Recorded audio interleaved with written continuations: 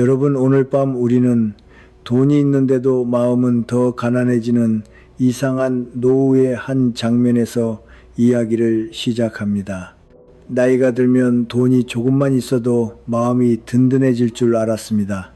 그런데 살아보니 꼭 그렇지만은 않았습니다.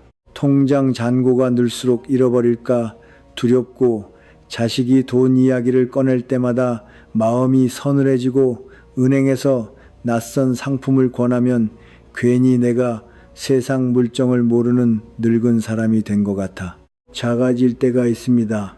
평생 가족을 위해 아끼고 또 아껴 마련한 돈인데 어느 순간부터 그 돈 때문에 가족 눈치를 보고 잠을 설치게 되는 겁니다. 이대로 지나가면 우리가 평생 지켜온 돈이 우리를 지켜주는 것이 아니라 오히려 우리의 평안과 관계와 품위를 조금씩 갉아먹을지도 모릅니다. 그러니 편안해지기 전에 잠시 시간을 내어 이 영상에 좋아요를 눌러주시고 구독해주세요.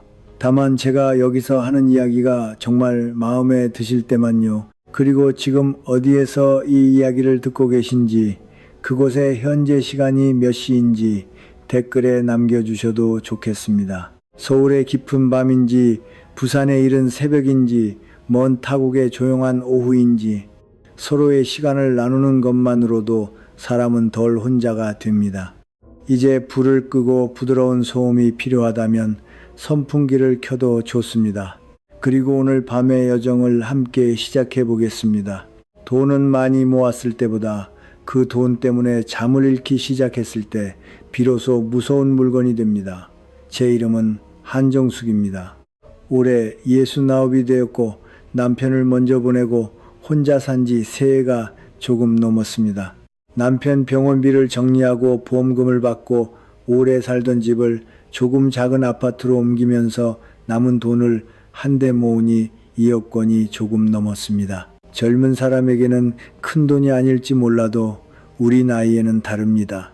다시 벌 시간이 많지 않은 사람에게 2억은 돈만이 아닙니다. 남은 병원비이고 혹시 몸져 누웠을 때의 간병비이며 자식에게 손 벌리지 않고 버티고 싶은 마지막 자존심이기도 합니다. 그런데 이상하게도 돈이 생긴 뒤부터 저는 더 자주 잠에서 깼습니다.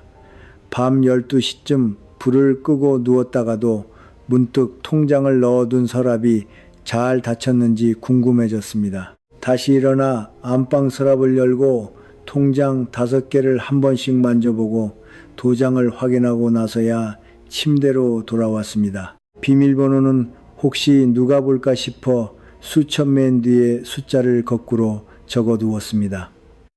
그것조차 불안해서 수첩을 외출 가방에 넣어 들고 다녔습니다. 우습지요. 평생 돈이 없어서 걱정했는데 이제는 돈이 있어서 걱정하고 있었습니다. 텔레비전에서 금리가 오른다는 뉴스가 나오면 귀가 쫑긋했습니다. 다음 날에는 예금을 옮겨야 하나 싶다가도 은행 직원이 투자 상품을 권하면 겁이 났습니다. 동창 하나가 아는 사람에게 목돈을 맡겼다가 돌려받지 못했다는 이야기를 들은 날에는 새벽 2시가 넘도록 천장만 바라봤습니다. 사람은 늙어서 겁이 많아지는 것이 아닙니다. 다시 만회할 시간이 줄어들기 때문에 작은 실수 하나가 더 크게 느껴지는 겁니다. 젊었을 때 1,000만 원을 잃으면 이를 악물고 다시 벌겠다고 생각합니다. 하지만 69이 되면 똑같은 1,000만 원을 두고 이런 생각부터 듭니다. 이 돈을 잃으면 나는 어디서 다시 마련하지? 그 생각이 사람을 움츠러들게 합니다. 은행 창구에 앉아 있어도 괜히 직원 눈치를 봅니다. 상품 설명을 제대로 이해하지 못하면 무식해 보일까봐 고개만 끄덕이게 되고, 자식이 엄마 내가 관리해 줄게 라고 말하면 고맙다가도 한쪽 마음이 서늘해집니다. 나를 위해 하는 말이라는 건 압니다. 그래도 그 말을 듣는 순간 마음 한구석에서는 이런 목소리가 올라옵니다. 내가 벌써 내 돈도 관리하지 못할 사람이 되었나. 큰아들은 작은 음식점을 하고 있었습니다. 장사가 어려운 날이면 전화를 걸어 이렇게 말하곤 했습니다. 엄마 은행에 그냥 두면 뭐해요. 이자도 얼마 안 되는데. 딸은 또 달랐습니다. 엄마는 휴대전화로 송금하는 것도 잘 모르잖아. 내 통장에 잠깐 옮겨두면 내가 관리해 줄게. 둘 다 저를 걱정해서 하는 말이었습니다.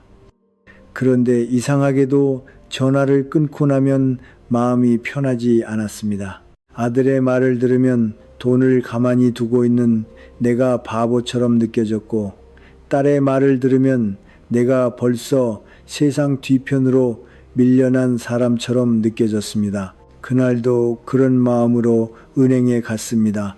정기예금 하나가 만기가 되어 다시 넣으려던 날이었습니다. 직원은 웃으면서 종이 몇 장을 꺼내 놓았습니다. 요즘 사람들이 많이 가입한다는 상품이었습니다. 예금보다 수익이 높다는 말도 했습니다. 저는 가장 먼저 물었습니다. 원금은 보장됩니까? 직원은 잠깐 웃음을 거두더니 시장 상황에 따라 달라질 수 있다고 했습니다.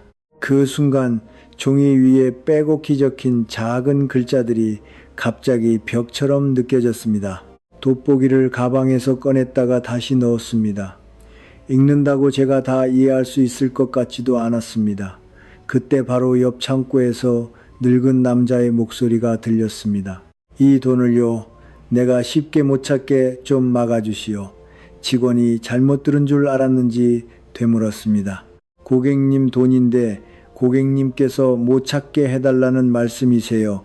노인은 아주 태연하게 고개를 끄덕였습니다. 그래요. 내가 급하다고 해도 큰 돈은 바로 못 꺼내게 해주시오.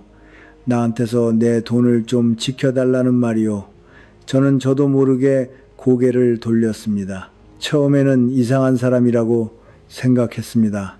자기 돈을 자기가 못 찾게 해달라니요. 평생 돈이라는 것은 필요할 때 바로 꺼내 쓰려고 모으는 것이라고만 생각했습니다. 은행에 돈을 맡기는 이유도 안전하게 보관하다가 내가 필요할 때 쓰기 위해서라고 믿었습니다. 그런데 그 노인은 정반대 이야기를 하고 있었습니다. 필요해도 쉽게 꺼내지 못하게 해달라는 것이었습니다. 그때는 몰랐습니다. 그 이상한 부탁 한마디가 제가 돈을 바라보는 방식을 완전히 뒤집게 될 줄은요. 노인이 업무를 마치고 일어서는 순간 저는 그의 얼굴을 다시 한번 바라봤습니다. 어디선가 본 얼굴 같았습니다. 낡은 모자를 눌러쓰고 창고에서 천천히 돌아서는 모습이 이상하게 낯익었습니다. 몇 걸음 지나지 않아 기억 하나가 번개처럼 떠올랐습니다. 30년쯤 전 우리가 살던 동네 골목을 매일같이 오가던 집배원 아저씨였습니다. 비 오는 날에도 빨간 오토바이를 세워놓고 등기 왔습니다 하고 외치던 사람, 편지는 비닐 안에 뽀송하게 싸두면서 자기 어깨는 빗물에 흠뻑 젖곤 했던 사람. 제가 조심스럽게 다가가 인사를 했습니다. 노인은 제 얼굴을 한참 보더니 먼저 웃었습니다. 혹시 대추나무집 세대간이요? 그 말에 마음이 이상해졌습니다. 69이 된 사람에게 세대기라고 불러주는 사람이 세상에 몇이나 남아있겠습니까? 그 순간 저는 깨달았습니다. 사람은 나이가 들어 돈 때문에 불안해질 때 돈 이야기를 해줄 사람만 필요한 것이 아니었습니다. 아직도 나를 온전한 한 사람으로 기억해주는 사람이 필요했습니다. 노인의 이름은 조병석이었습니다. 올해 73이라고 했습니다. 그날 저는 아직 몰랐습니다. 그가 저에게 돈을 어디에 넣어야 하는지를 가르쳐줄 사람이 아니라 돈을 어떻게 두어야 남은 인생에서 사람답게 살 수 있는지를 보여줄 사람이라는 것을요. 그리고 더 몰랐습니다. 제가 밤마다 끌어안고 지키던 그 2억 원이 사실은 아직 아무 자리에도 앉아있지 않은 돈이었다는 것을요. 조병석 어른은 제 얼굴을 한참 바라보다가 근처 국밥집으로 저를 데리고 갔습니다. 예전에도 그랬지만 그분은 사람을 서두르게 만드는 법이 없었습니다. 걸음도 천천히, 말도 천천히 하지만 해야 할 말은 꼭 필요한 만큼만 했습니다. 국밥집에 들어서자 사장님이 익숙한 얼굴을 본 듯 먼저 웃었습니다. 어르신 오셨어요. 그러더니 주문도 묻지 않고 뚝배기 2개를 올렸습니다. 계산대 옆에는 낡은 공책 한 권이 걸려 있었고 어른은 지나가며 거기에 작은 표시 하나를 남겼습니다. 그때는 그게 무엇인지 몰랐습니다. 저는 자리에 앉자마자 은행에서 받은 상품 안내서를 꺼냈습니다. 이런 걸 권하던데요. 제가 뭘 알아야 판단을 하지요. 어른은 안경을 코끝까지 내리고 종이를 오래 들여다봤습니다. 그리고 종이를 다시 접어 제 앞에 놓으며 말했습니다. 이건 세대돈을 불려주는 종이라기보다 직원 실적 올려주는 종이에 가깝구먼. 저는 순간 웃음이 났습니다. 그동안 은행 직원 앞에서는 모르는 티를 내면 안 될 것 같아 괜히 고개를 끄덕였는데 그 한마디를 들으니 마음이 이상하게 풀렸습니다. 어른은 숟가락을 손에 들고 말했습니다. 젊을 때는 불리는 게 중요하지. 다시 벌 시간이 있으니까. 그런데 우리 나이에는 순서가 달라요. 어디에 넣을지를 정하기 전에 무엇을 위한 돈인지 먼저 정해야 해. 그 말이 제 마음에 걸렸습니다. 저는 돈은 그냥 많으면 좋은 것이라고 생각했습니다. 생활비도 병원비도 자식 줄 돈도 여행 갈 돈도 전부 한데 모아놓고 잔고만 보았습니다. 잔고가 많으면 안심해야 하는데 저는 오히려 반대였습니다. 왜냐하면 모든 돈이 같은 통장 속에 섞여 있으니 쓸 때마다 겁이 났던 겁니다. 어른은 그걸 먼저 짚었습니다. 돈에 이름을 안 붙여 놓으면 평생 아끼다가 죽어요. 오늘 먹을 돈하고 아플 때 쓸 돈하고 섞여 있으니 국밥 한 그릇도 아깝지. 저는 그 말에 뜨끔했습니다. 남편이 떠난 뒤 제 생활이 딱 그랬습니다. 친구들이 노래 교실에 가자고 하면 회비가 아깝다는 핑계를 댔습니다. 목욕탕 전기권을 끊으면 조금 싸다고 해도 집에서 씻으면 되지 싶었습니다. 손주가 와도 용돈을 주면서 기뻐하기보다 얼마를 줘야 과하지 않을지를 먼저 계산했습니다. 평생 절약을 잘하는 사람이 좋은 사람이라고 배웠습니다. 그런데 어느 날부터 그 절약이 저를 조금씩 말리고 있었습니다.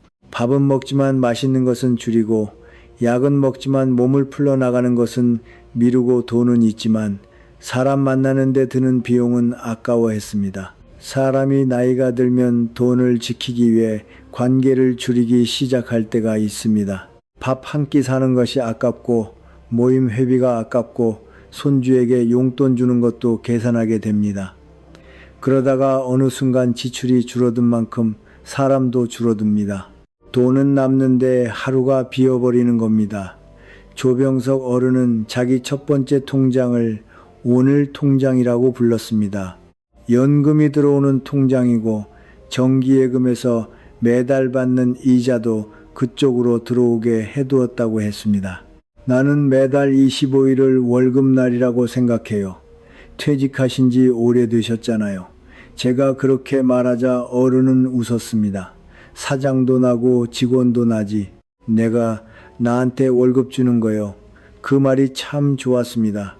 평생 남편 월급날을 기다리고 자식들 월급을 걱정했지 제 월급날을 생각해 본 적은 없었습니다. 어른은 생활비를 정해 그 안에서는 마음 편하게 쓴다고 했습니다. 국밥값도 그렇고 목욕탕 비용도 그렇고 작은 경조사비나 손주 용돈도 그렇다고 했습니다. 오늘 통장에서 나가는 돈은 아까워하지 않기로 나하고 약속했어요. 저는 물었습니다. 그래도 돈이 줄면 불안하지 않으세요? 어른은 잠깐 생각하더니 숟가락을 내려놓았습니다. 돈이 줄어서 불안한 게 아니라 무슨 돈이 줄어드는지 몰라서 불안한 거요. 오늘 쓰라고 떼어놓은 돈이면 오늘 써야지. 병원비까지 꺼내 쓰는 게 아니잖소. 그 말이 정확했습니다. 사람 마음은 액수보다 경계가 분명할 때 편해집니다. 쓸 돈과 지킬 돈이 섞여 있을 때는 10,000원을 써도 죄책감이 듭니다. 하지만 처음부터 이것은 이번 달에 쓰라고 정한 돈이라고 생각하면 같은 10,000원도 다르게 느껴집니다. 저는 그 자리에서 수첩을 꺼냈습니다. 유족연금이 매달 58만 원 들어오고 있었습니다. 거기에 목돈 일부를 월이자 방식으로 돌리면 저도 작은 월급을 만들 수 있겠다 싶었습니다. 어른은 제가 적는 걸 보며 말했습니다. 세대 평생 아끼는 건 충분히 배웠지 않소. 이제 쓰는 것도 배워야지.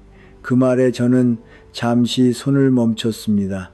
젊을 때 돈을 쓰는 법을 배우라는 말은 사치처럼 들립니다. 하지만 늙어서 돈을 쓰는 법을 배우지 못하면 삶을 계속 미루게 됩니다. 몸이 더 좋아지면 여행을 가겠다고 하고, 날씨가 더 따뜻해지면 친구를 만나겠다고 하고, 이자가 조금 더 오르면 뭘 하겠다고 합니다. 그러다가 몸이 먼저 말을 안 듣게 됩니다. 돈은 그대로 있는데 쓸 사람이 줄어드는 겁니다. 어른은 국밥을 한 숟갈 뜨며 아주 담담하게 말했습니다.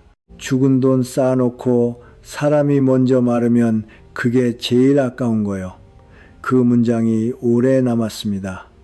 저는 그날 처음으로 알았습니다. 노후의 돈을 잘 관리한다는 것은 가장 높은 이자를 찾는 일이 아니라 오늘을 살 돈을 죄책감 없이 꺼낼 수 있게 만들어 두는 일일지도 모른다는 것을요. 그날 집으로 돌아와 저는 통장들을 식탁 위에 펼쳐 놓았습니다. 그동안에는 잔액만 봤습니다. 그날은 처음으로 통장 하나하나를 보며 물었습니다. 너는 무엇을 위한 돈이니? 대답하지 못하는 통장이 대부분이었습니다. 그래서 더 불안했던 겁니다. 이름 없는 돈은 언제나 잃을까봐 두렵습니다. 하지만 자리가 생긴 돈은 조금 달랐습니다. 제가 돈을 쥐고 있는 것이 아니라 돈이 제 남은 날을 받쳐주는 느낌이 들기 시작했습니다. 그때만 해도 저는 그것만으로 충분히 큰 변화라고 생각했습니다. 하지만 조병석 어른이 돈에 만들어둔 두 번째 자리는 훨씬 더 단단했습니다. 그 자리는 돈을 잘 쓰게 만드는 자리가 아니라 제가 흔들리는 날에도 돈이 따라 흔들리지 않게 만드는 자리였습니다. 조병석 어른이 말한 두 번째 자리는 목돈을 한 곳에 몰아두지 않는 것이었습니다. 국밥집에서 처음 그 이야기를 들었을 때 저는 그저 은행을 여러 군데 이용하라는 뜻인 줄 알았습니다. 그런데 어른이 설명하는 방식을 듣고 보니 단순히 통장을 여러 개 만드는 이야기가 아니었습니다. 목돈은 한 군데 앉혀놓으면 안 돼요. 은행도 나누고 만기도 나눠야 해. 어른은 세 곳의 은행에 정기예금을 나눠두었다고 했습니다. 만기도 일부러 같은 날이 되지 않게 해두었습니다. 하나는 봄, 하나는 가을, 또 하나는 다음의 봄에 돌아오도록 했습니다. 제가 물었습니다. 왜 그렇게 번거롭게 해놓으셨어요? 어른은 웃으며 말했습니다. 한꺼번에 만기가 오면 한꺼번에 마음도 흔들리거든. 그 말을 듣는 순간 저는 바로 이해했습니다. 저도 예금 하나가 만기가 되는 날이면 이상하게 마음이 급해졌습니다. 직원이 새로운 상품을 설명하면 지금 당장 결정해야 할 것 같았고, 옆 사람이 금리가 높은 곳을 이야기하면 괜히 뒤처지는 것 같았습니다. 돈이 한꺼번에 풀리는 순간 사람 마음도 같이 풀려버리는 것이었습니다. 조병석 어른은 그것을 미리 막아둔 사람이었습니다. 봄에 하나 돌아오면 그 돈만 생각하면 되고, 가을에 또 하나 돌아오면 그때 다시 보면 돼요. 한 번에 인생 전체를 결정하려고 하면 사람이 급해져. 사람은 큰돈 앞에서 생각보다 침착하지 못합니다. 특히 다시 벌 시간이 많지 않은 나이에는 더 그렇습니다.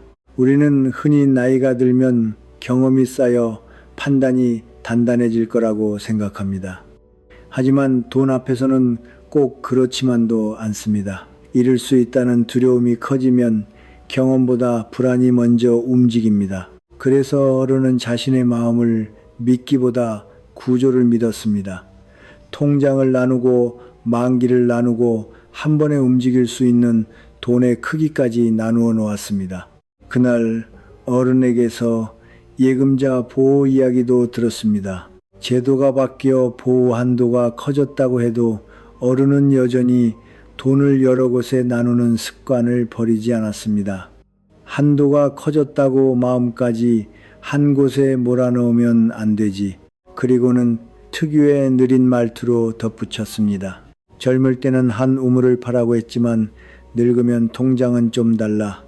두레박줄 하나 끊어진다고 물을 전부 잃으면 안 되잖소. 그 말이 재미있어서 웃었지만 웃음 뒤에 남는 뜻은 무거웠습니다. 우리가 젊을 때 배운 성실함 가운데에는 한 곳을 믿고 오래 버티라는 것이 많았습니다. 직장도 그랬고 사람도 그랬고 거래하던 은행도 그랬습니다. 하지만 노후의 돈에는 믿음만큼 분산이 필요했습니다. 무엇보다 놀라웠던 것은 그 다음 이야기였습니다. 어른은 목돈이 들어있는 통장에 일부러 여러 개의 빗장을 걸어두었다고 했습니다. 인터넷 뱅킹을 하지 않았고 현금 자동 입출금기에서 하루에 찾을 수 있는 금액도 아주 적게 낮춰두었습니다. 큰 돈을 이체하려면 시간이 지나야 처리되도록 지연 이체도 걸어두었습니다. 그렇게 해놓으면 너무 불편하지 않으세요? 알과 묻자 어른이 대답했습니다. 불편하라고 해놓은 거요. 저는 처음에는 농담인 줄 알았습니다. 하지만 어른의 얼굴은 진지했습니다. 사람들이 편한 게 좋은 줄만 아는데 돈에서는 너무 편한 게 위험할 때가 있어요. 급한 돈에는 이상하게 거짓말이 잘 붙거든. 그 말은 며칠 뒤가 아니라 두어 달 후 제 삶에서 그대로 현실이 되었습니다. 그날은 저녁 9시쯤이었습니다. 휴대전화로 문자가 하나 왔습니다. 엄마 휴대폰 액정이 깨져서 컴퓨터로 보내. 지금 급한데 300만 원만 이 계좌로 먼저 보내줘. 나중에 설명할게.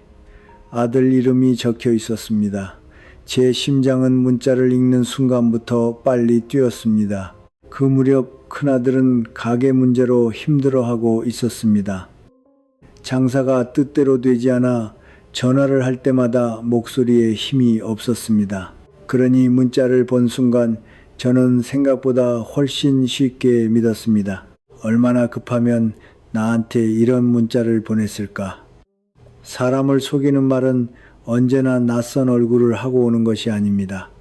가장 약한 마음의 모양을 하고 옵니다. 자식 걱정이 많은 사람에게는 자식 얼굴을 하고 오고, 병이 무서운 사람에게는 병원 이야기를 들고 오고, 법이 무서운 사람에게는 검찰이나 경찰 이름을 들고 옵니다. 그날 사기꾼이 노린 것은 제 돈만이 아니었습니다. 아들 걱정하는 제 마음이었습니다. 예전 같았으면 서둘러 은행 앱을 찾거나 딸에게 송금 방법부터 물었을지도 모릅니다. 그런데 저는 이미 조병석 어른의 말을 듣고 인터넷 뱅킹을 없애고 하루 이체 한도를 낮춰놓은 상태였습니다. 300만 원은 보내고 싶어도 바로 보낼 수가 없었습니다. 순간 답답했습니다. 하지만 바로 그 답답함 덕분에 생각할 시간이 생겼습니다. 급한 돈에는 거짓말이 붙어 있다. 어른의 목소리가 떠올랐습니다. 저는 문자에 답하지 않고 아들에게 직접 전화를 걸었습니다. 2번 신호가 간 뒤 아들이 받았습니다. 엄마, 무슨 일이세요? 제가 조심스럽게 물었습니다. 너 휴대전화 깨졌니? 아들이 잠깐 말을 멈췄습니다. 아니요, 멀쩡한데요. 그 순간 등에 식은땀이 흘렀습니다. 문자를 읽은 지 채 5분도 되지 않아 거짓말이 들통났습니다.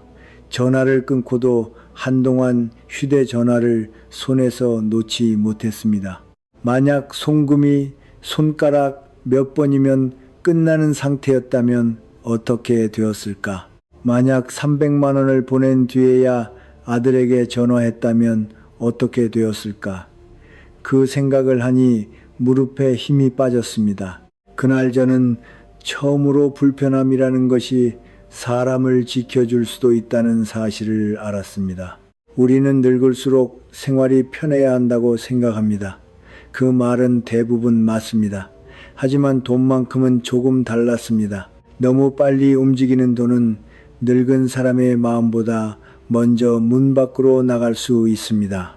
사흘 뒤에 보내도 늦지 않을 돈이라면 사흘을 기다릴 수 있어야 했습니다. 정말 급한 일이라면 전화 한 통 직접 확인 한 번을 거치지 못할 이유가 없었습니다. 그날 밤 저는 오랜만에 통장이 불편하게 묶여 있다는 사실에 안심하며 잠들었습니다. 며칠 뒤 딸에게 그 일을 이야기했습니다. 딸은 한동안 말을 잇지 못했습니다. 엄마, 그걸 어떻게 안 속았어? 저는 조금 웃으며 대답했습니다. 나도 이제 내 돈의 문 하나 달아놨다. 예전에는 딸이 저에게 휴대전화 사용법을 가르쳤습니다. 은행 앱을 깔아주겠다고 했고 비밀번호를 잊으면 자기가 관리해주겠다고 했습니다. 그런데 그날은 제가 딸에게 말했습니다. 큰 돈은 바로 안 나가게 해두라고. 이체 한도를 낮추고 가능하면 한 번 더 확인할 시간이 생기게 하라고. 딸이 전화기 너머에서 웃었습니다. 우리 엄마 많이 늘었네. 그 말을 듣는데 이상하게 가슴이 따뜻했습니다. 돈을 지켰기 때문만은 아니었습니다. 자식에게 보호받아야 하는 사람이라고만 생각했던 제가 처음으로 제 삶을 제가 지키고 있다는 느낌이 들었기 때문입니다. 노후의 품위는 모든 것을 혼자 해내는 데서 생기는 것이 아닙니다.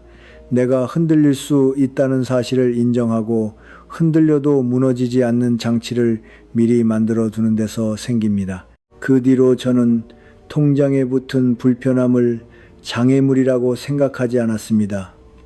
그건 제가 제 마음 앞에 세워둔 작은 문이었습니다. 하지만 돈을 지키는 문만으로는 충분하지 않았습니다. 얼마 지나지 않아 저는 훨씬 어려운 문제와 마주했습니다. 사기꾼이 아니라 제 자식이 제 앞에 앉아 돈을 부탁했기 때문입니다. 그때는 이체 한도를 낮춰놓는 것보다 훨씬 더 단단한 마음이 필요했습니다.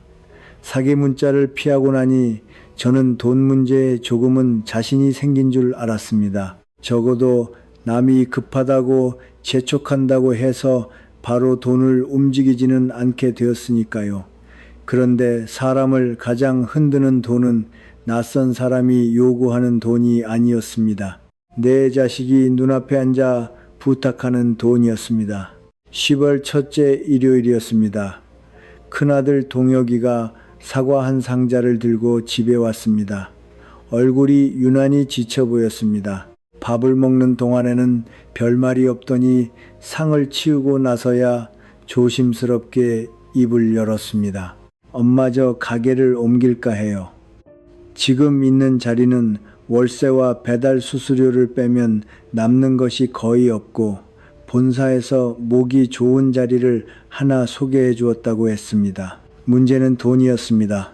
보증금과 시설비를 합치면 5천만 원쯤 부족하다고 했습니다.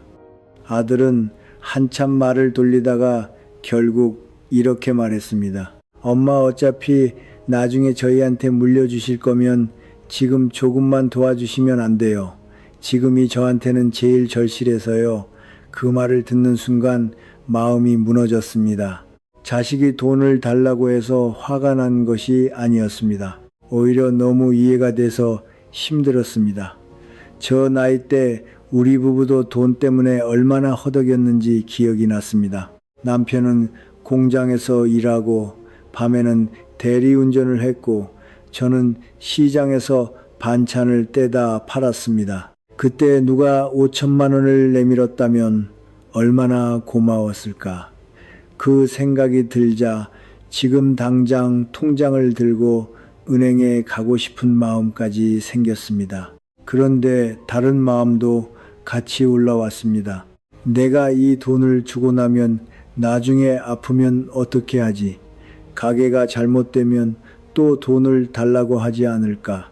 안 주면 아들이 나를 원망하지 않을까? 돈은 한 장인데 그 위에 사랑과 두려움과 죄책감이 한꺼번에 올라앉았습니다. 사람은 자식 앞에서 가장 쉽게 자기 원칙을 잊습니다.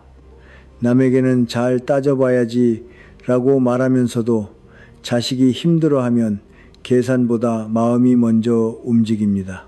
그건 약해서가 아닙니다. 평생 부모로 살아온 습관 때문입니다. 아이들이 어릴 때는 배고프다고 하면 밥을 주었고 아프다고 하면 약을 사주었습니다. 필요한 것이 있으면 내 것을 줄여서라도 해주었습니다. 그 습관이 40년을 넘게 이어졌으니 자식이 많이 넘었다고 하루아침에 사라질 리가 없습니다. 하지만 노후의 돈에서는 그 오래된 사랑이 때로는 가장 위험한 결정으로 이어질 수 있습니다. 저는 한참 있다가 겨우 말했습니다. 엄마가 조금 생각해보자. 아들의 얼굴이 굳었습니다. 엄마는 그 돈 깔고 앉아서 뭐 하시려고요? 그 말이 가슴을 찔렀습니다. 아들은 곧 자리에서 일어났고 현관문 닫히는 소리가 유난히 크게 들렸습니다. 사과 상자는 거실 한쪽에 그대로 남아 있었습니다. 그날 밤 딸 미연이에게 전화가 왔습니다. 오빠에게 이야기를 들은 모양이었습니다. 엄마 절대 주지 마. 그 가게 밑 빠진 독이야. 이번에 5천 주면 내년에 또 손 벌려. 저는 아무 말도 할 수 없었습니다. 아들 편을 들면 딸이 서운할 것 같았고 딸 말을 들으면 아들을 버리는 것 같았습니다. 전화가 끊긴 뒤 가족 단체 대화방을 열어보았습니다. 며칠 전까지만 해도 손주들 사진이 올라오고 모두가 웃는 표시를 달던 방이 조용했습니다. 통장에 있던 2억 원이 어느새 가족 사이 한가운데 놓인 철조망처럼 느껴졌습니다. 돈은 사람을 편하게 해주기도 하지만 사람 마음속에 감춰져 있던 기대를 드러내기도 합니다. 자식은 부모 돈을 보며 언젠가는 나에게 올 돈이라고 생각할 수 있고 부모는 같은 돈을 보며 죽을 때까지 나를 지켜줄 돈이라고 생각합니다. 두 마음이 부딪히면 누구 하나가 나쁜 사람이 아니어도 상처는 생깁니다. 저는 사흘 동안 제대로 잠을 이루지 못했습니다. 그러다가 결국 국밥집으로 조병석 어른을 찾아갔습니다. 제 얼굴을 본 어른은 무슨 일이 있다는 걸 금방 알아챘습니다. 이야기를 끝까지 듣고도 바로 답을 주지 않았습니다. 한참 깍두기 국물만 떠먹다가 물었습니다. 5천만 원을 주면 아들 가게가 삽니까? 저는 대답했습니다. 모르겠어요. 그 돈을 안 주면 아들이 망합니까? 그것도 모르겠어요. 어른은 고개를 끄덕였습니다. 그럼 지금 대답하면 안 돼요. 왜요? 모르는 상태에서 하는 큰돈 결정은 판단이 아니라 도박이니까. 그 말이 매섭게 들렸습니다. 하지만 틀린 말은 아니었습니다. 어른은 저에게 전화로 결정하지 말라고 했습니다. 직접 아들 가게에 가보라고 했습니다. 낮에 가서 눈으로 보고 저녁에 마주 앉아 이야기하라고 했습니다. 돈 이야기일수록 눈으로 볼 걸 보고 나서 입을 열어야 해요. 이틀 뒤 저는 버스를 2번 갈아타고 아들 가게 근처로 갔습니다. 아들에게는 말하지 않았습니다. 길 건너 카페 창가에 앉아 가게를 바라봤습니다. 점심시간인데 손님은 많지 않았습니다. 아들은 주방에서 닭을 튀기다가 배달 주문이 들어오면 헬멧을 쓰고 직접 나갔다 왔습니다. 며느리는 카운터에 앉아 전단지를 적고 있었습니다. 커피 한 잔이 다 식을 때까지 저는 자리에서 일어나지 못했습니다. 그 모습을 보니 아들 말이 거짓말은 아니었습니다. 정말 힘들어 보였습니다. 그렇다고 5천만 원을 주면 문제가 해결된다는 증거도 없었습니다. 그때 조병석 어른의 말이 다시 떠올랐습니다. 모르는 채로 하는 대답은 도박이다. 그날 저녁 저는 아들 가게 구석에 마주 앉았습니다. 그리고 처음으로 부모답게가 아니라 한 사람답게 말해 보려고 했습니다. 동혁아, 엄마가 이 돈을 어디에 써야 할지 지금 배우는 중이야. 아들은 어이없다는 듯 웃었습니다. 돈 두는 걸 배우신다고요? 그래. 생활비인지 병원비인지 나중에 너희한테 줄 돈인지 아직 자리를 다 못 정했어. 아들은 말이 없었습니다. 저는 조심스럽게 덧붙였습니다. 엄마가 네가 힘든 걸 모르는 게 아니야. 그런데 네가 힘들다고 해서 엄마가 남은 인생을 걸고 바로 결정하면 우리 둘 다 나중에 후회할 수도 있어. 말하고 나니 마음이 아팠습니다. 예전 같으면 자식을 서운하게 한 것 같아 바로 말을 바꿨을 겁니다. 하지만 그날은 그러지 않았습니다. 경계는 사랑이 없는 것이 아닙니다. 사랑 때문에 모든 요구를 받아들이는 것과 사랑하면서도 각자의 삶을 지키는 것은 전혀 다른 일입니다. 사람은 나이가 들수록 그 차이를 배워야 했습니다. 아들은 물컵을 만지작거리다가 작게 말했습니다. 본사에서 보름 안에는 답을 달래요. 저는 고개를 끄덕였습니다. 알아. 그래도 엄마 돈의 자리를 먼저 정해야 해. 아들은 서운해 보였지만 화를 내지는 않았습니다. 버스 정류장까지 말없이 따라 나왔습니다. 저는 버스에 올라 창밖으로 아들 뒷모습을 오래 바라봤습니다.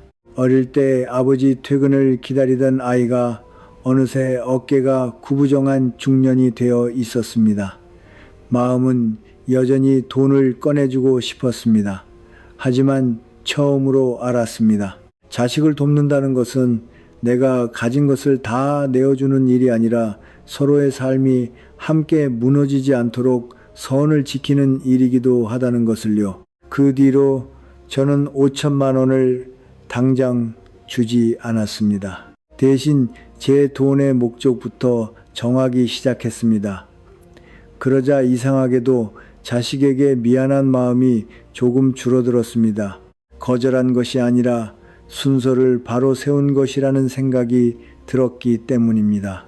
그리고 얼마 뒤 저는 조병석 어른에게서 그 순서가 왜 필요한지 더 무거운 이야기를 듣게 되었습니다. 자식에게 돈을 줄 것인가 말 것인가 보다 더 먼저 정해야 할 돈이 있었습니다. 내가 쓰러져 아무 말도 못하는 날에도 반드시 나를 위해 움직여야 하는 돈이었습니다. 며칠 뒤 복지관으로 가는 길에 저는 조병석 어른과 천천히 나란히 걸었습니다. 그날은 바람이 조금 찼습니다. 어른은 두 손을 등 뒤로 모은 채 말없이 걷다가 갑자기 제게 물었습니다. 세대가 어느 날 쓰러져서 정신을 못 차리게 되면 그 2억이 누구 돈이 될 것 같소? 저는 별 생각 없이 대답했습니다. 자식들 돈이 되겠지요. 어른은 고개를 저었습니다. 아니요. 그때는 누구 돈도 아닌 돈이 될 수 있어요. 저는 걸음을 멈췄습니다. 통장에 제 이름이 적혀 있는데 누구 돈도 아니라니요. 어른은 잠시 앞만 바라보다가 자신의 이야기를 꺼냈습니다. 3년 전 새벽이었다고 했습니다. 화장실에 가려고 침대에서 일어났는데 오른쪽 다리가 말을 듣지 않았답니다. 처음에는 다리에 쥐가 난 줄 알았다고 했습니다. 그런데 일어서려는 순간 몸이 한쪽으로 무너졌습니다. 전화기까지 기어가 아들에게 전화를 건 것까지는 기억이 나는데 그 다음 기억은 병원 천장이었다고 했습니다. 뇌경색이었습니다. 며칠 뒤 정신이 돌아왔을 때 아들 현우가 침대 옆에 앉아 있었습니다. 얼굴이 며칠 사이에 몇 년은 늙어 보였다고 했습니다. 어른이 물었습니다. 병원비는 어떻게 했냐? 아들은 한동안 대답을 못했습니다. 그리고 결국 말했습니다. 대출 받았어요. 어른은 그 말을 하면서도 지금까지 미안한 듯 입술을 한번 다물었습니다. 시술비와 입원비로 급하게 큰 돈이 필요했는데 아버지 통장에는 1억 원이 넘게 있었지만 아들이 그 돈을 꺼낼 수 없었다고 했습니다. 은행에 가서 아버지가 의식이 없다고 설명해도 소용없었습니다. 본인이 아니면 안 된다는 것이었습니다. 위임장을 가져오라고 했습니다. 그런데 의식 없는 사람이 위임장을 어떻게 씁니까? 결국 아들은 자기 이름으로 신용대출을 받아 아버지 치료비를 냈습니다. 어른은 낮은 목소리로 말했습니다. 평생 남한테 돈 빌리지 않으려고 악착같이 모았는데 내가 쓰러지는 순간 그 돈은 내 병원비 한 푼을 못 냈어요. 그 말이 이상하게 무겁게 들렸습니다. 우리 세대는 늘 도둑을 걱정했습니다. 통장을 훔쳐갈까, 도장을 잃어버릴까, 누가 비밀번호를 알아낼까 걱정했습니다. 그런데 어른이 말한 진짜 위험은 전혀 다른 것이었습니다. 도둑보다 무서운 게 뭔지 아시오? 내가 내 정신을 잃는 거요. 저는 그 말을 듣고 한동안 아무 대답도 하지 못했습니다. 사람은 돈을 지키는 방법은 많이 생각하면서도 자신이 판단할 수 없게 되는 날은 생각하지 않으려 합니다. 치매라는 말만 들어도 불길에서 피하고 쓰러지는 이야기는 남의 일처럼 넘깁니다. 그러나 늙는다는 것은 결국 내가 모든 것을 끝까지 직접 결정할 수 있다는 믿음을 조금씩 내려놓는 일이기도 합니다. 그 현실을 외면하면 돈은 남아 있어도 필요한 순간 움직이지 못할 수 있습니다. 어른은 퇴원한 뒤 여러 제도를 알아봤다고 했습니다. 성년 후견 제도도 알아봤습니다. 판단 능력을 잃은 사람 대신 가족이 재산을 관리할 수 있도록 법원이 후견인을 정하는 제도라고 했습니다. 하지만 준비 없이 일이 터진 뒤 시작하면 서류가 필요하고 심사를 기다려야 하고 가족들 의견이 엇갈리면 더 오래 걸릴 수도 있다고 했습니다. 어른은 그때 생각했다고 합니다. 내가 침대에 누워 있는데 내 병원비가 법원 결정만 기다리게 할 수는 없다. 그래서 찾아간 것이 신탁이었습니다. 자신의 목돈 중 일부를 따로 떼어 은행에 맡기고 조건을 정해두었다고 했습니다. 앞으로 자신이 치매에 걸리거나 판단이 흐려져 직접 돈을 관리하기 어려운 상태가 되면 그 돈을 병원비와 요양비, 간병비에 쓰게 하는 방식이었습니다. 저는 솔직히 처음에는 어렵게 느껴졌습니다. 그렇게까지 해야 해요. 제가 묻자 어른은 아주 차분하게 대답했습니다. 정신이 멀쩡할 때 정하는 게 준비요. 정신을 잃고 나서 자식들이 알아서 해주길 바라는 건 부탁이고, 그 말은 날카로웠지만 틀리지 않았습니다. 노후에 자식에게 기대는 가장 큰 일은 돈을 달라는 일이 아닐지도 모릅니다. 아무 준비도 하지 않은 채 판단과 책임을 전부 대신 져달라고 하는 일이 더 무거울 수 있습니다. 어른은 자신이 마련해둔 돈을 이렇게 표현했습니다. 지금의 내가 나중에 나한테 미리 간병인을 붙여놓는 거요. 그 말을 듣는 순간 마음속에서 무엇인가 정리되는 느낌이 들었습니다. 그동안 저는 돈을 자식에게 얼마나 남길지만 생각했습니다. 동혁이에게 얼마, 미연이에게 얼마.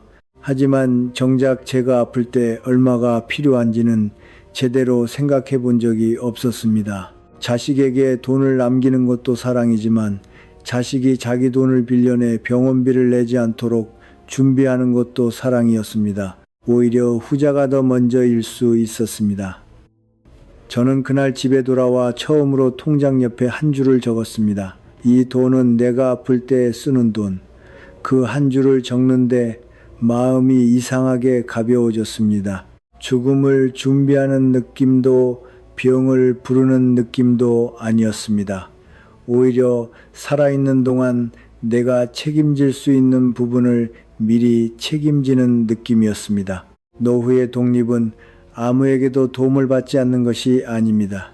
도움이 필요한 날이 올 것을 인정하고 그날 누군가의 사랑이 빚과 원망으로 바뀌지 않도록 준비하는 것입니다. 그제야 저는 조병석 어른이 왜 돈을 그렇게 촘촘히 나누어 놓았는지 조금씩 이해하기 시작했습니다. 하지만 여전히 하나가 남아 있었습니다.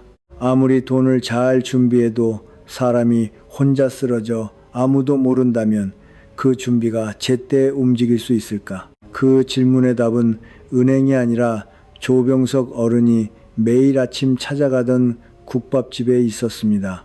조병석 어른이 그 이야기를 꺼낸 날도 국밥집이었습니다. 그날은 평소보다 말수가 적었습니다. 뚝배기에서 김이 오르고 있었지만 어른은 숟가락을 들지 않은 채 계산대 쪽을 한번 바라봤습니다.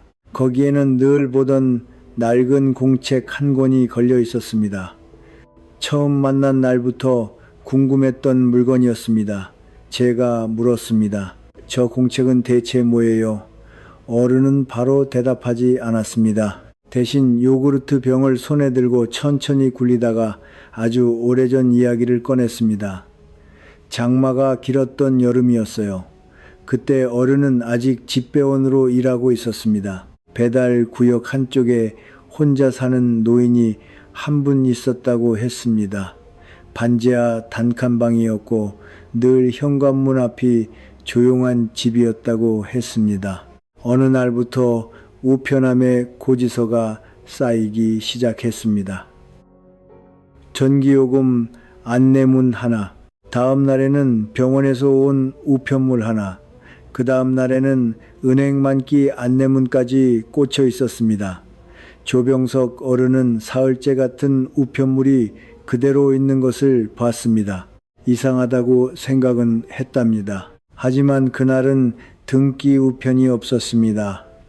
등기였다면 문을 두드렸을 텐데 일반 우편이라 우편함에 넣고 돌아섰습니다. 배달할 게 산더미였거든. 그때는 그게 내 일이라고 생각했지. 어른은 그렇게 말했습니다. 며칠 뒤 이웃 주민이 냄새가 난다고 신고했습니다. 문을 열고 들어갔을 때 노인은 이미 세상을 떠난 지 여러 날이 지난 뒤였다고 했습니다.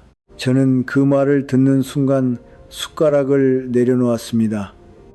혼자 사는 사람에게 가장 무서운 것은 죽음 자체가 아닐지도 모릅니다. 아무도 모르는 시간이 길어지는 것입니다. 아픈데도 아무도 모르고 쓰러졌는데도 아무도 문을 두드리지 않고 평소와 다르게 불이 켜지지 않아도 누구 하나 이상하게 생각하지 않는 것.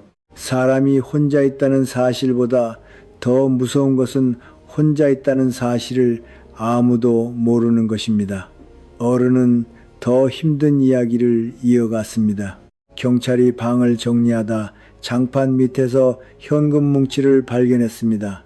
고무줄로 묶여 있었고 습기를 먹어 일부에는 곰팡이가 피어 있었다고 했습니다. 통장도 여러 개 나왔습니다. 잔고를 합치니 적지 않은 돈이 있었습니다. 그런데 냉장고에는 물과 오래된 김치뿐이었다고 했습니다. 어른은 아주 낮은 목소리로 말했습니다. 그 돈이면 병원에 갈 수도 있었고 누군가 도움을 부를 수도 있었고 매일 따뜻한 밥을 사 먹을 수도 있었을 거요. 그리고 잠시 후 이렇게 덧붙였습니다. 그 양반은 돈을 지킨 게 아니야. 돈 안에서 갇혀 산 거지. 그 말이 가슴 깊이 들어왔습니다. 돈은 사람을 지켜주기도 합니다. 하지만 쓰지 못하는 돈, 연결되지 않은 돈, 필요할 때 움직이지 않는 돈은 사람을 보호하지 못합니다. 오히려 불안만 키울 수도 있습니다. 조병석 어른은 그날 자신이 가장 후회하는 것은 장판 밑에서 발견된 돈이 아니었다고 했습니다. 자기가 그 집 앞을 사흘이나 그냥 지나갔다는 것이었습니다. 나는 평생 남의 집 문 앞을 다녔어요. 누가 이사를 왔는지, 어느 집에 군대 간 아들이 있는지, 어느 집 며느리가 아이를 낳았는지 대충 다 알았지. 그런데 정작 사람이 문 안에서 쓰러진 건 몰랐어요. 어른은 요구르트 뚜껑을 열었다가 다시 내려놓았습니다. 그날 이후 그는 혼자 사는 사람에게 돈만큼 중요한 것이 있다는 것을 알게 되었다고 했습니다. 자신이 매일 나타나는 자리였습니다. 그리고 자신이 나타나지 않을 때 그 사실을 알아차릴 사람이었습니다. 그제야 계산대 옆 낡은 공책의 정체를 알려주었습니다. 국밥집 밥값 장부였습니다. 조병석 어른은 매달 일정 금액을 미리 내놓고 아침마다 같은 시간에 국밥을 먹었습니다. 그런데 그 장부에는 단순히 식사 횟수만 적혀 있는 게 아니었습니다. 사장님과 약속이 하나 있었습니다. 내가 이틀 연속 안 오면 아들한테 전화해 달라고 해놨어요. 저는 놀라서 물었습니다. 그것 때문에 매일 같은 시간에 오시는 거예요. 어른이 고개를 끄덕였습니다. 돈만 자리를 정하면 뭐해. 사람도 자리를 정해놔야지. 그 한마디가 오래 남았습니다. 노후에는 자유가 좋다고 합니다. 일어나는 시간도 자유롭고 먹는 시간도 자유롭고 누구를 만날지도 마음대로 할 수 있습니다. 하지만 모든 시간을 혼자만 알고 있는 자유는 때로 위험할 수 있습니다. 아침 9시에 늘 산책하는 사람이 나타나지 않으면 누군가 이상하게 여길 수 있습니다. 매주 화요일 복지관에 가는 사람이 오지 않으면 친구 한 명이 전화를 걸 수 있습니다. 동네 식당에서 늘 점심을 먹던 사람이 며칠 안 보이면 사장님이 한 번쯤 궁금해할 수 있습니다. 그런 작은 반복이 사람을 묶어두는 족쇄가 아니라 살아있음을 확인해주는 끈이 될 수 있습니다. 저는 그날 제 생활을 돌아봤습니다. 남편이 떠난 뒤 일정이 많이 사라졌습니다. 아침에 늦게 일어나도 누구도 몰랐습니다. 하루 종일 집에 있어도 누구도 이상하게 생각하지 않았습니다. 친구에게 먼저 전화하지 않으면 며칠씩 목소리를 듣지 않을 때도 있었습니다. 돈은 통장에 있었지만 제 하루를 확인해 줄 사람의 자리는 점점 줄고 있었습니다. 그 사실이 처음으로 무섭게 느껴졌습니다. 사람은 외로울 때만 관계가 필요한 것이 아닙니다. 아플 때, 실수할 때, 평소와 달라졌을 때 나를 알아봐 줄 관계가 필요합니다. 그리고 그런 관계는 큰 약속으로 만들어지지 않습니다. 매일 가는 국밥집, 일주일에 한 번 만나는 친구, 정해진 시간에 하는 전화 한 통, 그런 사소한 반복이 결국 사람을 지켜냅니다. 조병석 어른은 말했습니다. 돈은 쓰임을 정해두고 사람은 만날 자리를 정해두는 거요. 저는 그날 처음으로 노후 준비라는 말을 다르게 이해했습니다. 돈이 얼마나 있는지가 전부가 아니었습니다. 그 돈을 쓸 수 있는 몸과 마음이 있어야 했고, 내가 이상해졌을 때 알아차릴 사람이 있어야 했고, 내 하루가 세상과 완전히 끊어지지 않도록 작은 자리를 남겨두어야 했습니다. 돈이 나를 지키는 것이 아니라 돈과 사람과 일상이 함께 있어야 나를 지킬 수 있었습니다. 그날 국밥집을 나서며 저는 공책을 한 번 더 돌아봤습니다. 처음에는 단순한 밥값 장부라고 생각했습니다. 이제는 달리 보였습니다. 그 공책은 한 노인이 세상과 연결되어 있다는 표시였습니다. 그런데 조병석 어른이 준비한 것은 그것으로 끝이 아니었습니다. 사람이 제 시간에 나를 찾아주더라도 내가 말을 하지 못하는 날, 무엇을 어디서 꺼내야 하는지 아무도 모른다면 또 다른 혼란이 시작됩니다. 그래서 어른은 마지막으로 한 자리를 더 만들어 두었습니다. 그 자리는 은행에도 없었고 통장에도 없었습니다. 안방, 문갑, 둘째 서랍 속에 있는 종이 한 장이었습니다. 조병석 어른이 말한 마지막 자리는 뜻밖에도 은행이 아니었습니다. 저는 그동안 첫 번째는 생활비 통장, 두 번째는 나눠둔 예금, 세 번째는 아플 때 움직일 돈이라고 배웠으니 마지막에도 무슨 금융상품 이름이 나올 줄 알았습니다. 그런데 어른은 국밥을 거의 다 비운 뒤 아주 담담하게 말했습니다. 넷째 자리는 종이 한 장이요. 저는 잘못 들었나 싶었습니다. 종이요, 안방 문갑 둘째, 서랍에 봉투 하나를 넣어뒀어요. 내가 어디 은행에 돈을 두었는지, 무슨 돈인지, 서류는 어디 있는지 전부 거기 적어놨지. 어른은 그 종이를 지도라고 불렀습니다. 통장 목록만 적어둔 것이 아니었습니다. 은행 이름과 예금 액수 만기 날짜가 적혀 있었고, 병원비로 먼저 쓸 돈이 어느 통장인지도 적혀 있었습니다. 신탁 서류가 어디에 있는지, 비상금 통장은 무엇인지 자신이 판단하지 못하는 상황이 오면 어떤 순서로 돈을 써야 하는지도 적어두었습니다. 제가 물었습니다. 그렇게 자세히 적어두면 위험하지 않아요? 어른은 고개를 끄덕였습니다. 그래서 돈에는 빗장을 걸고 종이에는 길만 적어놓는 거요. 그리고 잠깐 생각하다 덧붙였습니다. 지도는 내가 보려고 만드는 게 아니야. 내가 없을 때 남은 사람이 길을 잃지 말라고 만드는 거지. 그 말을 들으니 남편 생각이 났습니다. 남편이 갑자기 세상을 떠났을 때 저는 3달 가까이 서류를 들고 은행을 돌아다녔습니다. 통장이 몇 개인지도 제대로 몰랐습니다. 남편이 생전에 그건 내가 알아서 해라는 말을 자주 했기 때문입니다. 그때는 편했습니다. 하지만 사람이 사라지고 나니 그 편리함이 그대로 혼란이 되었습니다. 서랍을 뒤지고 오래된 가방을 뒤지고 우편물을 모아 어떤 은행과 거래했는지 하나씩 확인했습니다.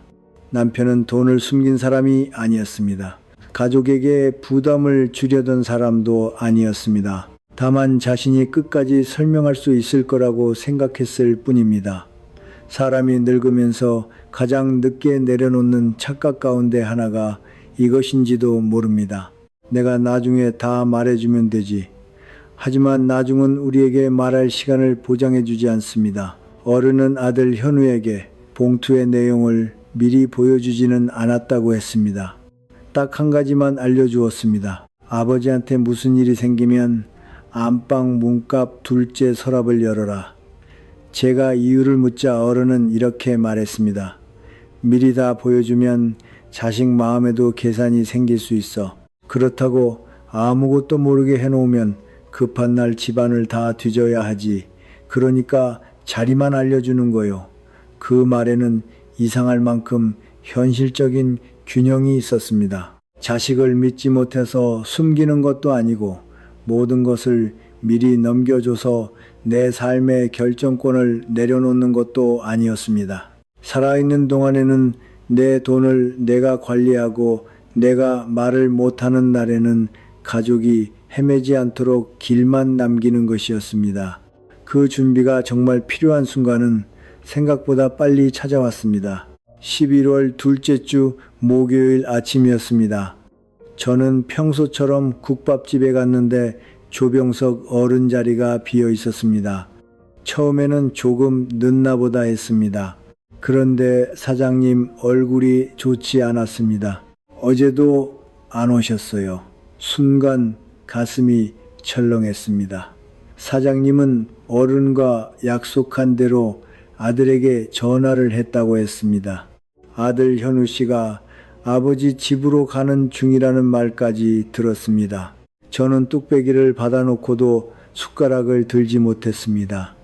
얼마 지나지 않아 사장님 전화가 울렸습니다. 통화를 마친 사장님이 제 쪽을 바라봤습니다. 집에 쓰러져 계셨대요. 지금 병원으로 가는 중이래요. 2번째 뇌경색이었습니다. 저는 택시를 타고 병원으로 향했습니다. 중환자실 앞 복도에서 처음으로 현우 씨를 만났습니다. 시술은 잘 끝났고 고비는 넘겼다고 했습니다. 그 말을 듣고 겨우 숨을 돌리는데 현우 씨 손에 들린 흰 봉투가 눈에 들어왔습니다. 바로 그 봉투였습니다. 문갑 둘째 서랍에 넣어두었다던 지도였습니다. 현우 씨가 말했습니다.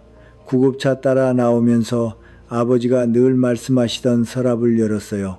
이게 없었으면 오늘 하루 종일 아무것도 못했을 겁니다. 봉투 안에는 편지지 2장이 들어 있었습니다. 첫 장에는 은행 3곳의 이름과 정기예금, 액수 만기 날짜, 신탁 서류 위치, 비상금 통장과 병원비로 먼저 쓸 돈이 적혀 있었습니다. 두 번째 장은 아들에게 남긴 말이었습니다. 어른은 자신이 정신을 잃으면 병원비와 간병비를 전부 자기 돈으로 쓰라고 적어두었습니다. 그리고 3년 전처럼 아들이 자기 이름으로 대출을 받으면 정말 화를 낼 거라고 써놓았습니다. 간병인을 쓰는데 돈을 아끼지 말라는 말도 있었습니다. 그중 제가 가장 오래 잊지 못한 문장은 이것이었습니다. 간병은 돈이 시키고 너는 아들만 해라. 그 말을 읽는데 눈물이 났습니다. 부모와 자식 사이에서 가장 무거운 것은 돈 자체가 아닐지도 모릅니다.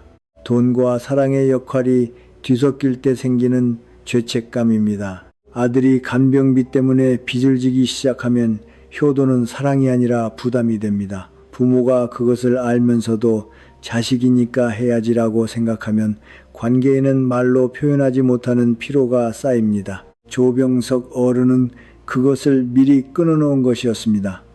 돈에게 돈의 일을 맡기고 아들에게는 아들의 자리만 남겨두었습니다. 현우 씨는 한참 창밖을 보다가 말했습니다.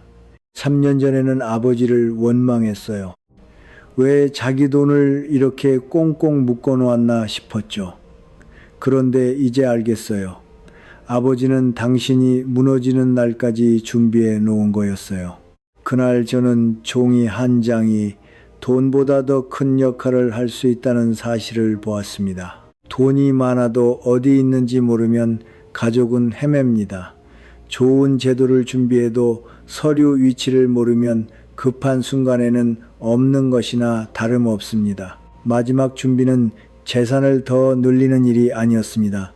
내가 말하지 못하는 순간에도 내 뜻이 사라지지 않도록 길을 남겨두는 일이었습니다. 열흘 뒤 조병석 어른은 일반 병실로 옮겼습니다. 발음은 조금 느려졌지만 정신은 또렷했습니다. 문병을 간 저를 보자 어른은 힘겹게 웃으며 말했습니다. 거보시오, 이번에는 내 돈이 나보다 먼저 병원에 와 있었지. 저도 웃으려 했지만 눈가가 뜨거워졌습니다.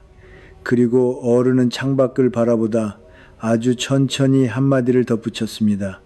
이번에는 우편물이 안 쌓였구먼. 그 한마디에 모든 이야기가 들어 있었습니다. 20여 년 전 아무도 찾아오지 않아 혼자 세상을 떠났던 노인의 집.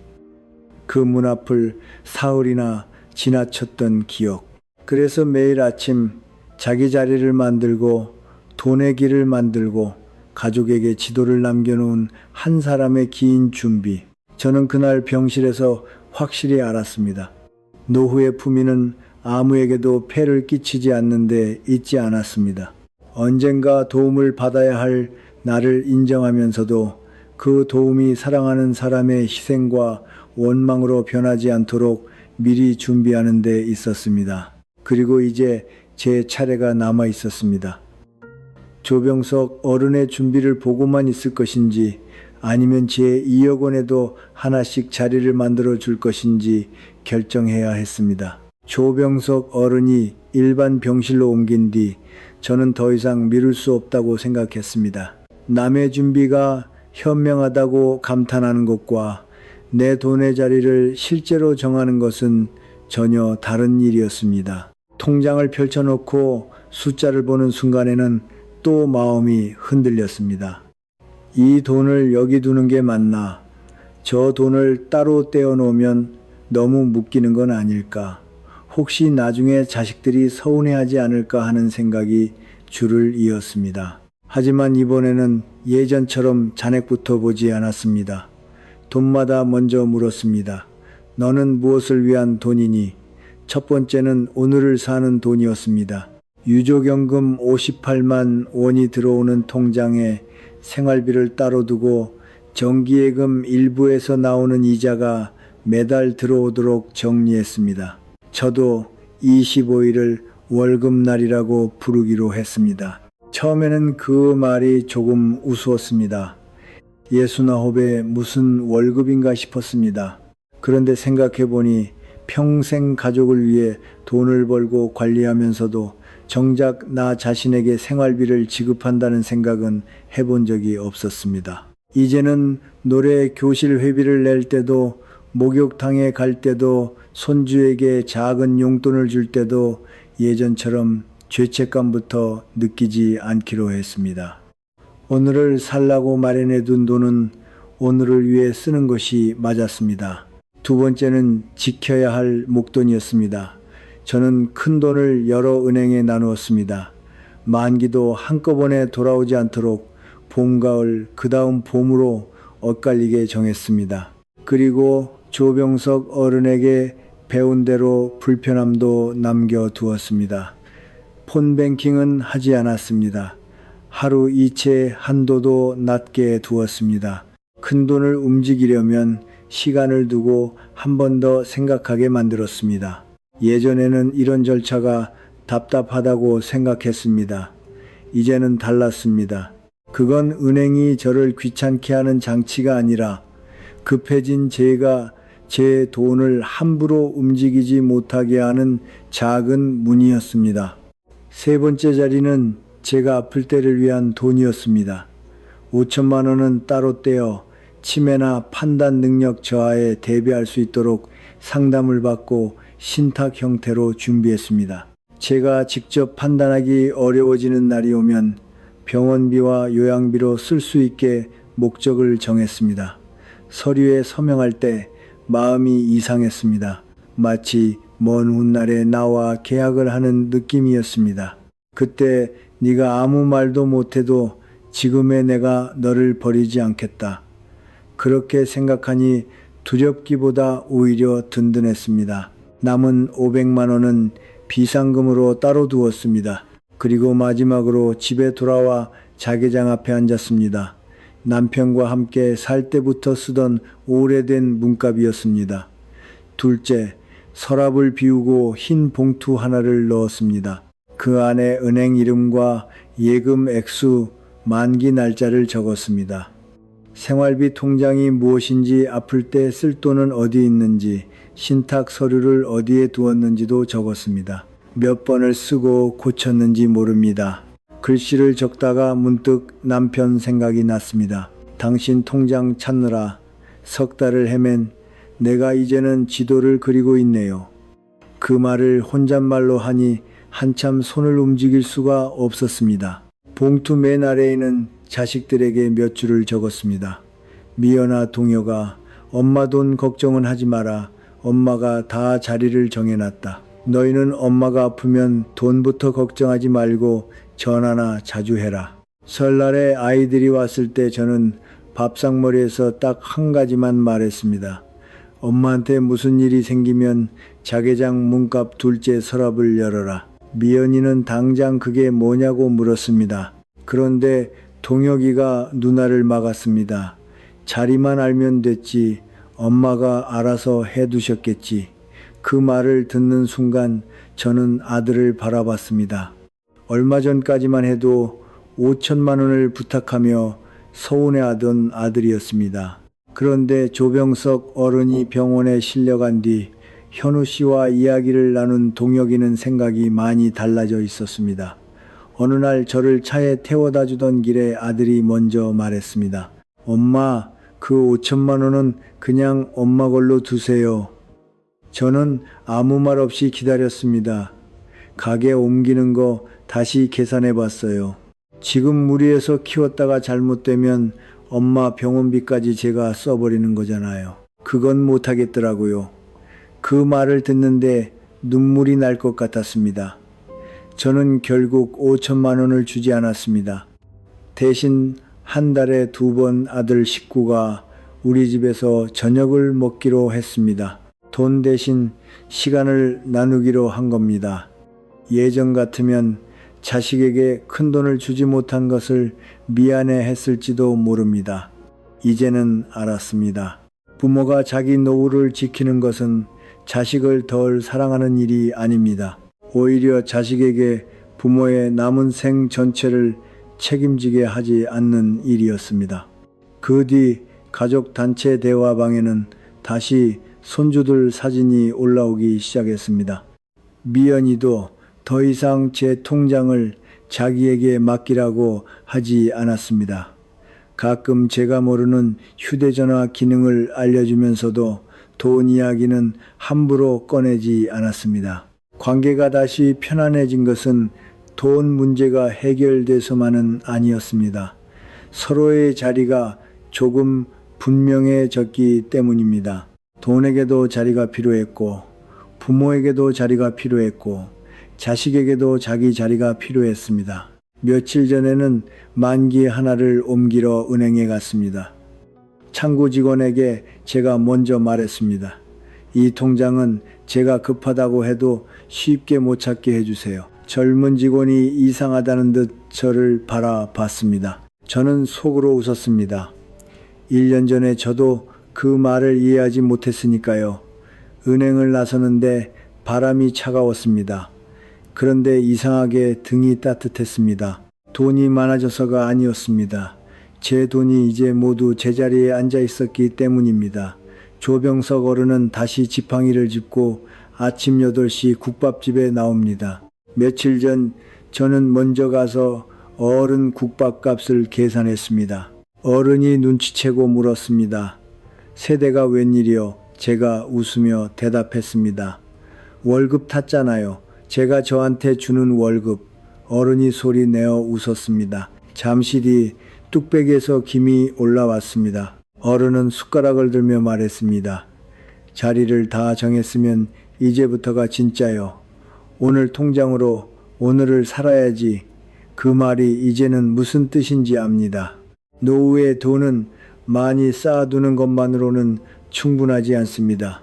오늘을 살게 해주고 흔들릴 때 지켜주고 아플 때 움직이고 내가 말을 못하는 날에도 내 뜻을 대신해주는 돈이어야 합니다. 그리고 그 돈의 마지막 자리는 결국 통장이 아니었습니다. 사랑하는 사람이 길을 잃지 않도록 남겨두는 말 한 줄이었습니다. 이제 오늘 밤 이야기를 천천히 내려놓아도 좋겠습니다. 우리는 평생 돈을 모으는 법을 배웠습니다. 조금 덜 먹고 조금 덜 쓰고 자식에게는 하나라도 더 해주며 살아왔습니다. 그래서 나이가 들면 돈이 남아있는 것만으로도 잘 살아온 증거라고 생각했습니다. 하지만 남은 인생에서 더 중요한 것은 액수보다 자리였습니다. 오늘 쓸 돈은 오늘을 위해 있어야 합니다. 지켜야 할 목돈은 마음이 흔들려도 쉽게 따라 움직이지 않아야 합니다. 아플 때 쓸 돈은 내가 말을 하지 못하더라도 나를 위해 움직일 길이 있어야 합니다.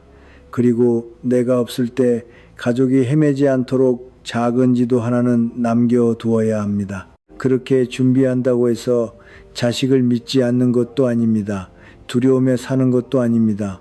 오히려 반대입니다. 사랑하는 사람에게 사랑의 역할만 남겨주는 일입니다. 병원비 때문에 자식이 빚을 지지 않게 하고 재산 때문에 형제들이 서로를 의심하지 않게 하고 내 돈 때문에 내가 하루의 작은 기쁨까지 포기하지 않게 하는 것입니다. 혹시 지금까지 통장 잔고를 지키느라 마음이 먼저 지쳤다면 자신을 탓하지 마십시오.